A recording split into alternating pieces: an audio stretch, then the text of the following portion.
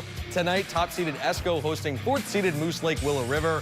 First set action as the Rebels look to create some offense, but it's Esco's libero, Emma Adkins, whose defense turns into that offense, giving Esco the early lead. And they would dominate at the net tonight, getting a handful of kills from junior Aubrey Micken. And sometimes it's not the speed of the kill, but it's all about touch. Junior Myra Bloss is the boss on that point for Esco, and the top-seeded team in Section 7 AA advances to the semifinals as Esco sweeps Moose Lake in 3 straight sets.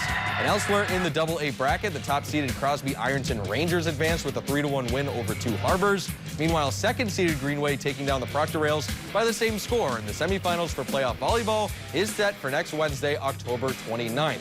The 18